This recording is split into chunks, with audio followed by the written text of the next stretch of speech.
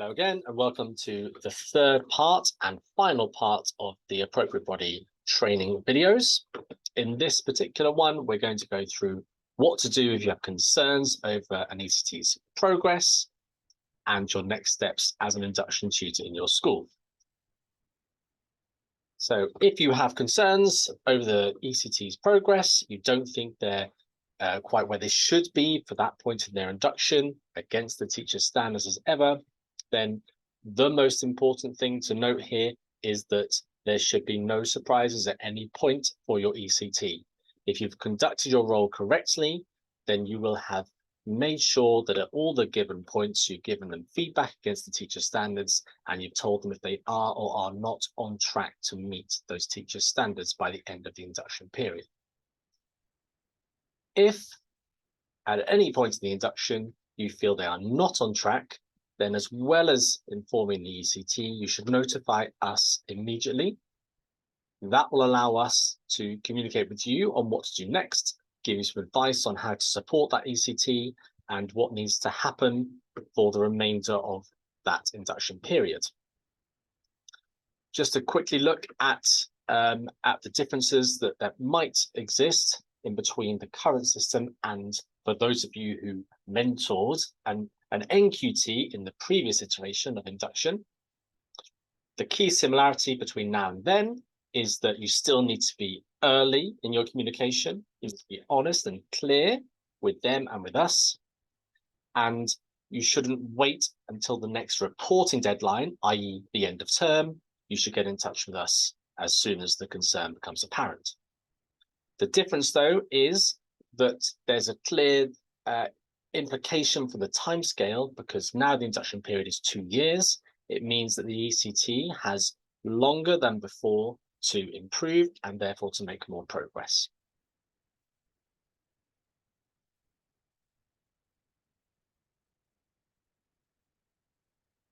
Now, there are a couple of ways that you can alert us. There is a way via ECT Manager. You can use the alert system, and that's shown on the screen here. We'd actually prefer it, though, if you simply called us or emailed us to let us know, but either one of those options is perfectly valid. Now, what will happen next is that this will trigger a set of actions from you and from us and from the ECT. So let's just go through this flowchart, all of which can also be found in the handbook, which once again can be found in the resources section of ECT Manager. So you will notify us, the appropriate body, as soon as that report, the concern becomes apparent. You will make sure that with our support, before you introduce this to the ECT, you devise a personal support plan, which we shorten to PSP in lots of our documentation. On this personal support plan, or PSP, would be clear acknowledgement of the areas where development is required, very clearly defined focused targets for the ECT to meet in a time scale that's reasonable. We usually recommend about 5 weeks. All of this linked to the teacher standards. And as well as this will be the different types of support that you as a school are going to put into place in order to support that ECT to meet those targets in the given time frame. Once you devise this with us and we've approved it, you meet with the ECT, you go through the PSP and explain the different targets and the different support they're going to receive. This will then kick into action, and at the end of the review period, typically, as I said, 5 weeks, you will meet again and you'll be able to say which parts of those targets have been met, or potentially some may not have been fully met.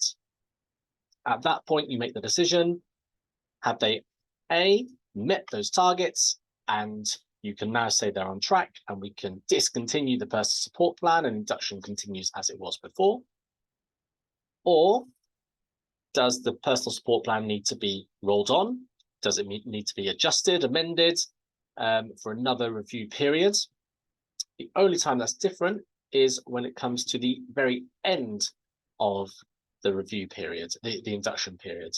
So unless it's the end of the induction period, It's your duty as a school, and in particular your role as an induction tutor, to make sure there is a personal support plan in place to support the ECT to meet the standards and to make better progress against them. Now you can see in the blue box at the bottom there, and this is very rare, and it certainly should not be the first port of call, but if your school decides that it's a more serious case and capability proceedings need to be commenced, that can happen. It happens in accordance with, it happens in tandem with induction. So despite being on capability, an ECT would still need to continue with their induction processes.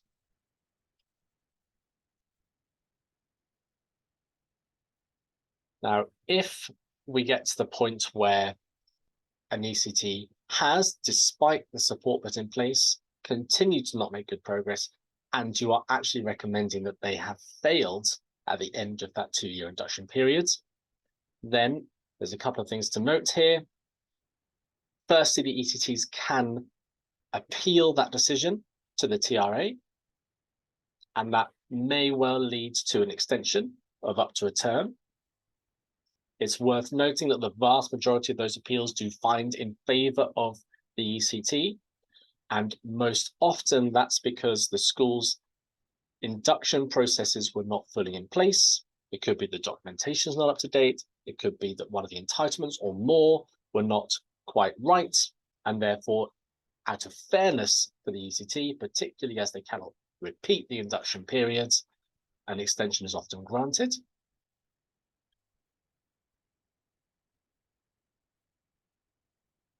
There is some help here. If you refer to a section of our handbook, then there are some bits of information about what the appeals mean and what happens. So further guidance is there if you require it. Let's think then about preparing for September, or if it's later in the year, at the point that you're watching this video, what are you going to do next at the start of the employment period for your ECT? Well, there are some notes here. I'll give you a moment to pause this screen or to just read through those.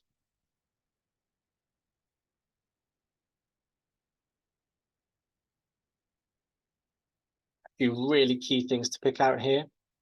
Firstly, just to remind you as induction tutors that the statutory guidance on induction is the set of rules that apply to induction, and therefore what you do in school should be compliant with that. There is a checklist to help support you to do this. You can find this again in the resources section of ECT Manager. One of the most important things and messages I can tell you for today is that you will need to make sure that your ECT, as well as being registered and part of an early career framework program, they are registered with an appropriate body.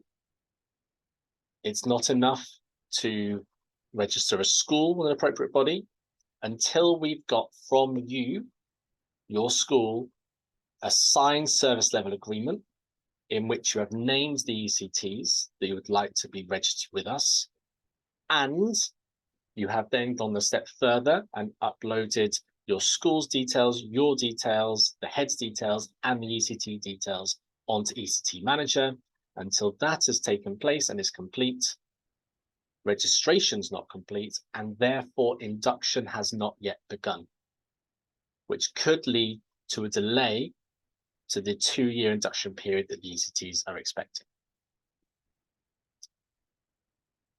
There's a few other notes there to read through at your leisure, some about the early career framework route.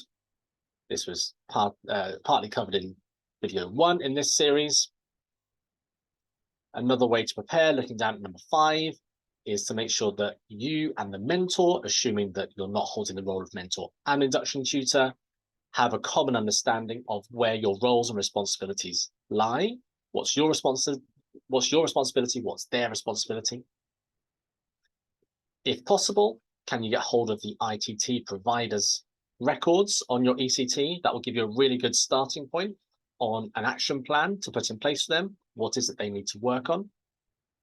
And to meet with the ECT, to go through some of this with them. Make sure that you outline to them what it is that's in your role, what's expected of them, and what's induction going to look like in your school. So thinking about the first few weeks of that employment period, you will need to conduct an initial meeting, as I've just outlined. It's worth communicating with the mentor to make sure that you're not having a clash of timings, you're not putting undue burden on the non-contact time of your teachers. You'll need to conduct the first observation with your ECT, which, remember, is going to be something that you are observing against the teacher standards, meeting them and giving feedback against those teacher standards. And that's a really good way to get a first look, in conjunction, if you've got it with the ITT records, at what their action plan should start with. We would then like you, please, to upload the lesson observation record and their first action plan to ECT Manager.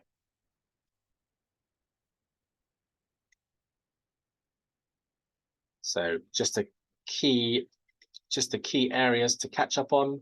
Let's go through the key bullet points here. Really important that any concerns are raised early, as soon as they become apparent.